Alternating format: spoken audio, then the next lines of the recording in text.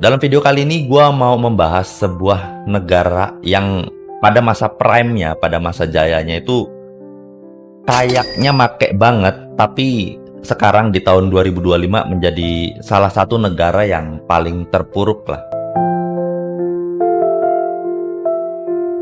Kita mulai dari satu nama, yaitu Mansa Musa, yang merupakan seorang raja dari Kekaisaran Mali yang sekarang menjadi negara Mali di abad ke-14. Beliau ini bukan cuman raja aja ya, tetapi beliau ini menyandang predikat sebagai orang terkaya dalam sejarah manusia.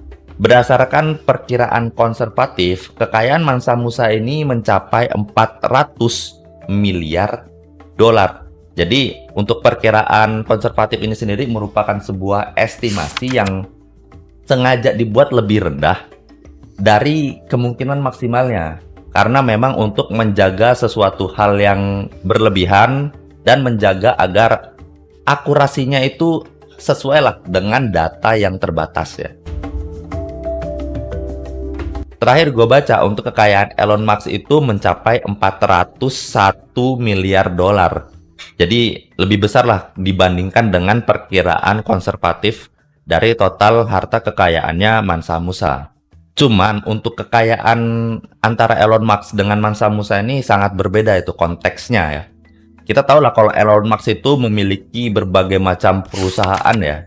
Berbagai macam perusahaan, jadi sangat bergantung nih dengan sistem kapitalisasi modern. Jadi bisa berubah sesuai dengan nilai saham pada saat itu.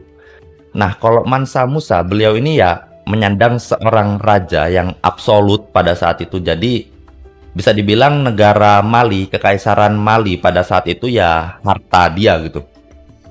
Kemudian ada kekayaan, yaitu dia punya tambang emas secara fisik, kemudian kontrol tanah, lalu tenaga kerja dalam kurung budak, karena pada saat itu masih legal tuh terkait perbudakan ya.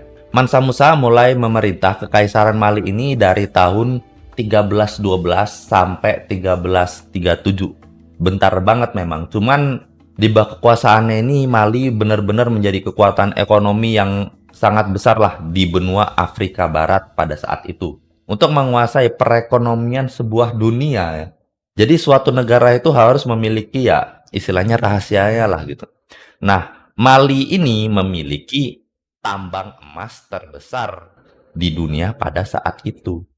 Jadi dengan tambang emas ini menjadi pondasi yang benar-benar kuat lah untuk Mali pada saat itu untuk menguasai berbagai macam perekonomian di dunia ya. Selain dari emas, perdagangan lintas Sahara pada saat itu benar-benar booming nih. Jadi Mali menjadi pengekspor garam, kemudian ada gading, dan juga budak. Bukan cuman duit doang nih yang menjadi isi otaknya Mansa Musa. Jadi selain dengan memajukan ekonomi dari Kekaisaran Mali, Mansa Musa itu mulailah memajukan pendidikan di sana ya, pendidikan dan agama di sana. Jadi beliau membangun sebuah universitas, masjid, dan perpustakaan di kota Timbuktu yang menjadi pusat pengetahuan Islam di dunia pada saat itu. Di tahun 1324, Mansa Musa ini pergi haji dengan membawa 60.000 orang beserta pengawal, budak, dan penggiring emas beliau. Bayangin, 60.000 orang, rombongan 60.000 orang itu gimana? Wah, itu panjang banget itu karavannya itu. Jadi karena zaman dulu nggak ada pesawat ya, jadi beliau itu dari Afrika Barat ke Afrika Utara. Nah, kemudian sebelum ke Mekah melewati Kairo atau ibu kota Mesir. Nah, di Mesir, Mansa Musa dan rombongannya ini mendistribusikanlah emas dalam jumlah yang nggak ngotak untuk sedekah, untuk beli-beli barang, untuk pembangunan juga, dan untuk orang-orang elit lah di sana, untuk pejabat-pejabat di sana. Dan total yang di giveaway itu sekitar 18 ton emas.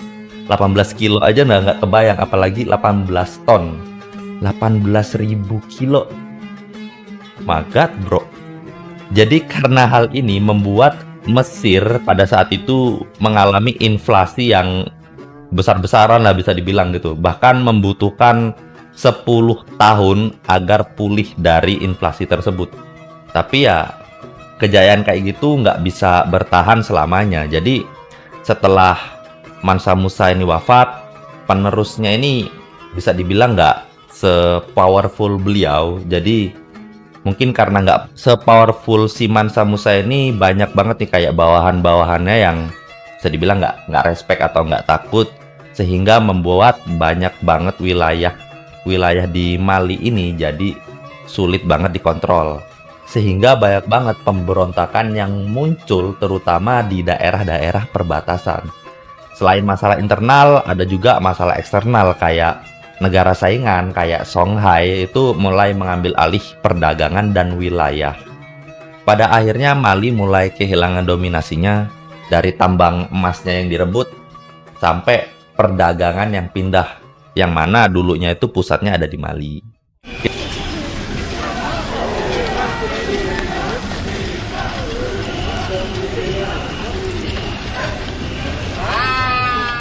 Kita loncat ke abad 20. Jadi, negara Mali berkoloni dengan Prancis dan baru merdeka di tahun 1960. Cuman ya, yang namanya merdeka nggak otomatis bisa langsung makmur ya. Setelah merdeka, Mali malah menerima berbagai macam masalah yang terus-menerus dan menumpuk. Salah satunya ini korupsi yang sistematis. Jadi Mali ini memiliki skor 28 dari 100 di tahun 2023 dan menepati peringkat 136 dari 180 negara, yang artinya pemerintahnya ini benar-benar nggak bisa transparan. Kemudian berbagai macam dana publik ini bocor ke kantong-kantong elit. Dan ya, proyek mangkrak dan layanan publik ini benar-benar amburadul gitu. Lalu ekonomi informal yang benar-benar tinggi di sana. Jadi sekitar 94 masyarakat di Mali ini kerjanya itu kayak di pasar tradisional, kerja lepas, kemudian ya dagang-dagang kaki lima, UMKM gitu. Jadi menyulitkan pemerintah di Mali ini untuk memajaki mereka. Masalah selanjutnya konflik dan kudeta yang berulang ya. Jadi sejak tahun 2012, Mali ini benar-benar nggak pernah bisa damai. Jadi berbagai macam konflik bersenjata di utara, serangan kelompok teroris, dan kudeta-kudeta militer ini sering banget lah terjadi di sana. Bahkan dalam 10 tahun terakhir, ada 2 kudeta besar yang terjadi di Mali. Situasi kayak gini benar-benar membuat ekonomi di Mali hancur ya.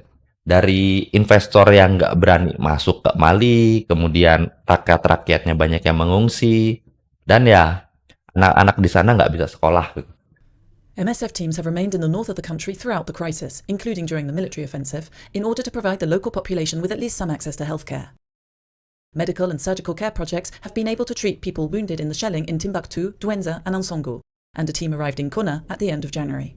Jadi kekayaan alam aja itu nggak cukup untuk menjaga kejayaan sebuah negara ya. Tetapi yang terpenting itu bagaimana kepemimpinan yang kuat dari seorang pemimpin dan pemerintahan yang stabil dan juga tentunya bersih ya.